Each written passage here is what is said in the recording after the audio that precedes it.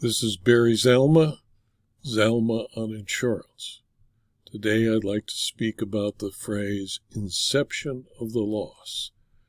In a standard fire insurance policy, inception of the loss has been interpreted to mean the occurrence of the casualty or event insured against. Because property is not insured, people are insured against the risk of loss of certain identified property in a first-party property policy. The Sixth Circuit held that a one-year limitations period after the inception of loss or damage in an insurance contract did not conflict with Kentucky law and was reasonable. The inception of the loss means the time when the loss was first incurred or began to accrue. In Oregon, the Supreme Court held that the loss occurs and has its inception, whether or not the insured knows of it. The phrase inception of the loss is not ambiguous and clearly denotes the time at which the loss occurred. An insured suit on the policy will be deemed timely if it is filed within 1 year after inception of the loss, defined as that point in time when appreciable damage occurs and is or should be known to the insured, such that a reasonable insured would be aware that his notification duty under the policy has been triggered. Once any damage becomes reasonably apparent, the time begins to run, even if the full extent of the damage is unknown. The inception of the loss occurs when the insured should have known that appreciable damage had occurred, not when the homeowner learned the true extent of the damage. An insured's belated discovery of potential coverage is irrelevant to the inception of the loss date. The limitations period, the usually 1 or 2 years in the contract, is tolled in California, that is, held in abeyance, from the time the insured gives notice of the damage to the insurer until the insurer formally denies coverage. This has been construed to mean unequivocal denial in writing. The reason for the tolling rule is to avoid penalizing the insured for the time consumed by the insurer investigating the claim, while preserving the central idea of the limitations provision that an insured will have 12 months to institute suit. There is no requirement, however, that the insurer take a firm, unmovable position or use particular magic words, even the word deny, to achieve the requisite unconditional denial. The 12-month private limitation of action provision of first-party property policies has been upheld as valid and enforceable by every California appellate court and almost every court in every state that has been asked to consider it. Only one California court and some courts in other jurisdictions cited by it have extended the statutory 12-month period. Other jurisdictions apply a much more liberal interpretation, construing inception of the loss generally in terms equating the phrase with accrual of a cause of action against an insurer. However, even the Zurn Engineering Court recognized the effectiveness of the private limitation of action provision and only started the running of the limitation period at a later date than the date of the actual injury. The Zurn Court considered special facts. It liberally construed the phrase inception of the loss, which no longer appears in current policies, to be the date when the insured is capable of presenting a proof of loss to the insurer. As will be seen below, the California Supreme Court adopted some of the analysis in the Zurn case. The history and development of the law with regard to the private limitation of action provision teaches that it should not be ignored.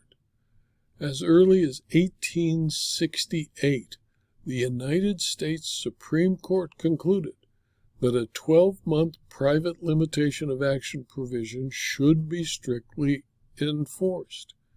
In Riddlesbarger versus Hartford Insurance Company, an 1868 decision of the U.S. Supreme Court, that court stated, quote, "It is clearly for the interest of insurance companies that the extent of losses sustained by them should be speedily ascertained, and it is equally for the interest of the assured that the loss should be speedily adjusted and paid.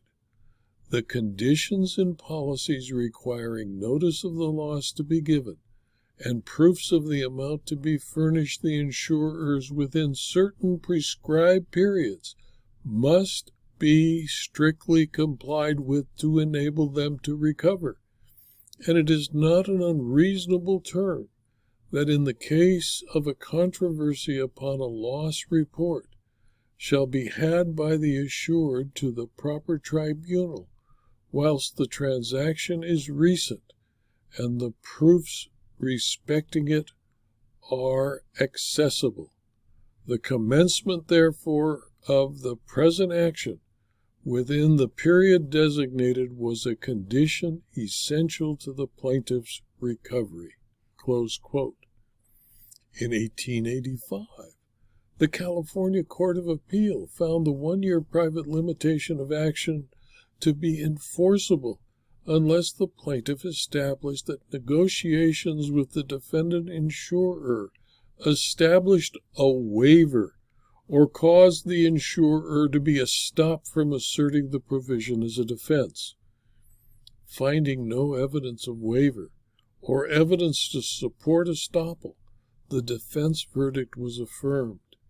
In 1909, the California Supreme Court stated that the general rule with regard to the private limitation of action provision was, quote, "that a condition in a policy of insurance providing that no recovery shall be had thereon unless suit be brought within a given time is valid, if the time limited be in itself not unreasonable. The 6 months period was not in itself unreasonable." This is Tebbets versus Fidelity and Casualty of New York, a 1909 decision of the California Supreme Court. Basing its decision on the great weight of authority, the California Supreme Court found a period of limitation half that of the present private limitation period to be reasonable and enforceable. The primary purpose of contractual modifications of the statute of limitations is to avoid prejudice, specifically to avoid the extra danger of fraud and mistake associated with stale claims. In a case called Zuckerman versus Transamerica, the Arizona Supreme Court held that a contractual modification of the statute of limitations should be enforced only when the reasons for its existence are thereby served. When enforcement does not serve the reasons for the provision's inclusion in the policy, the insured's reasonable expectation that coverage will not be arbitrarily denied must be given effect in Arizona. It is a contractual undertaking between the parties to a contract of insurance that there is a limitation on the time for bringing suit imposed by the parties to the contract. Suit limitation clauses are ubiquitous and may represent a valid and equitable defense even when pollution losses are reported on first-party policies that have long since expired. By statute, Pennsylvania law provides the contractual limitations of suit provisions, which are shorter than the applicable statute of limitations, are valid provided they are not manifestly unreasonable. In Atwood v. St. Paul Fire and Marine, a 2006 decision of the Illinois Court of Appeal, the policyholder argued that she was entitled to the benefit of policy language in the suit limitations clause that read, "If a state law provides you more time, we'll conform to that law." The trial court and the appellate court agreed that state law in the insurance policy referred to insurance statutes, not general contract law. Otherwise, the 1-year period would be a nullity in every state that allowed a longer period for general contract actions. And so it applied the 1-year private limitation of actions provision. In North Coast Enterprises v. St. Paul, a 2006 decision of the Western District of Washington, the insurer's investigation of the claim took nearly a year, the same length as the suit limitations clause in the policy. During the investigation, the parties frequently corresponded and exchanged information about the claim. After the claim was denied, the policyholder filed suit against the insurer, but the suit limitations period was 5 months expired.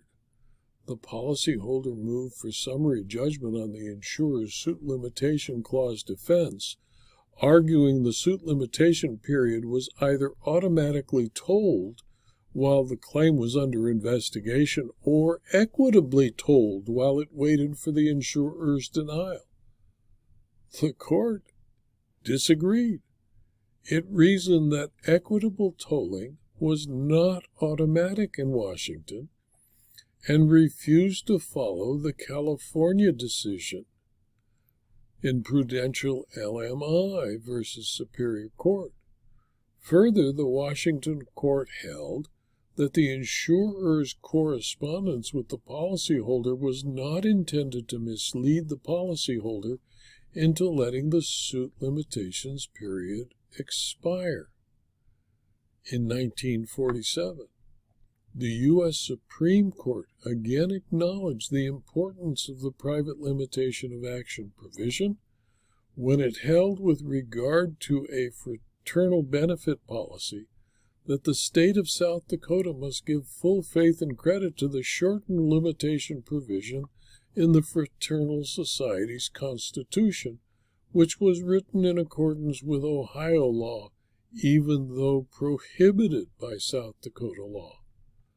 The California Court of Appeal, as recently as 1985, reiterated and accepted what the California Supreme Court had said in the past.